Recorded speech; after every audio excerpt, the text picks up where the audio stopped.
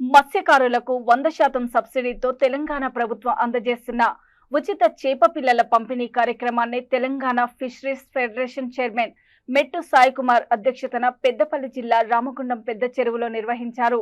చేప పిల్లల పంపిణీ కార్యక్రమానికి రామగుండం ఎమ్మెల్యే మకాన్ సింగ్ రాజ్ ఠాకూర్ హాజరై చెరువులో చేప పిల్లలను విడుదల చేశారు.